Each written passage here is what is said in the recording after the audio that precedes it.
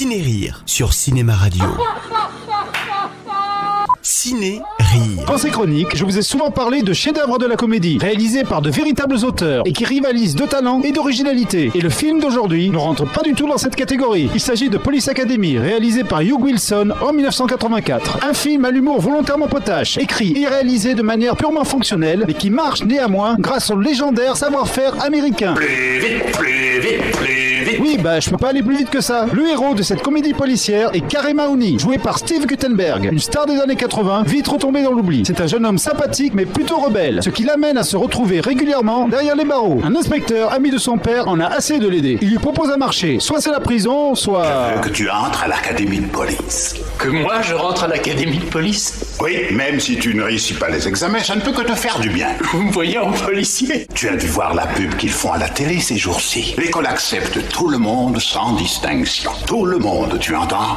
Même toi. Et Mahoney se retrouve donc à devoir apprendre le métier de policier alors qu'il n'en a pas du tout envie. Et ce, avec d'autres camarades, tous aussi inadaptés et incompétents que lui. Il y a notamment Larvell Jones, un as du bruitage intégralement fait à la bouche. Il est capable d'imiter la mitrailleuse. Pourquoi t'es là?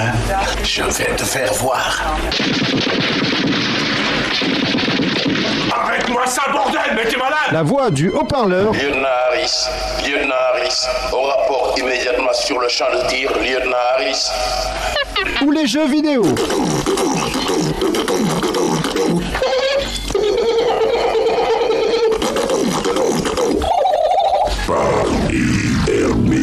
Il rencontre également Hightower, une force de la nature de plus de 2 mètres, joué par un ancien champion de foot américain, mais qui n'a pas du tout la profession adaptée à son physique. Qu'est-ce qui t'a pris, Hightower? Qu'est-ce que tu fous à l'académie? J'en ai eu marre de mon boulot, je m'emmerdais. C'était quoi? J'étais fleuriste. Fleuriste?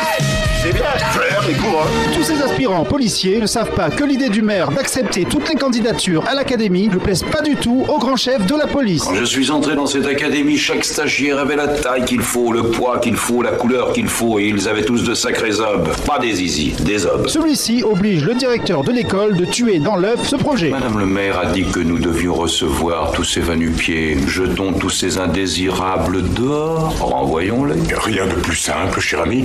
Nous allons commencer à les mettre dehors ce matin. Ah, nous ne les renvoyons pas. Simplement, nous les encourageons à nous quitter. C'est autre chose. Et c'est le chef instructeur, le lieutenant Harris, qui est chargé de décourager les nouvelles recrues. Nous vous avons choisi parce que vous êtes ce qu'il y a de plus minable dans le genre. Vous appartenez à la section F. F comme fumier. Quand je dis les fumiers, vous comprenez que c'est fou. Je vous promets que vous allez me détester jusqu'à la fin de vos jours, les enfants. Je vais vous faire regretter d'être venus vous fourvoyer dans cette académie. Et ce dernier ne tarde pas à avoir Mahoney dans son collimateur. Surtout que le rebelle fait tout pour se faire virer. Il n'y a pas pire que toi, Mahoney. Tu es un démon. Et tu es pourri jusqu'à l'os. Et tu m'enlèves mes chances de former certains hommes qui pourraient faire des policiers remarquables. C'est vrai, chef, je suis pourri, je le dis toujours. Tu m'emmerdes. Jusqu'à ce qu'il rencontre la belle Karen. Celle-ci est jouée par Kim Cattrall, qui deviendra des années plus tard Samantha, la grande cougar de la série et des films Sex and the City. Pourquoi t'as voulu être flic? Parce que j'adore m'habiller comme un homme. Moi aussi. Le film ne recule devant aucune plaisanterie vulgaire et ne fait jamais dans la dentelle, mais fonctionne grâce aux personnages, tous plus loufoques et attachants les uns que les autres. Ils vont tous finir, chacun à leur manière, par dépasser leur blocage et leur incompétence et devenir de véritables policiers dans un final très rythmé sur fond d'Emma urbaine, ce qui n'empêche pas de rester de parfaits baltringues. Un conseil, vous allez remettre les meubles à leur place. Et ensuite, vous disparaissez. Mais c'est nos meubles.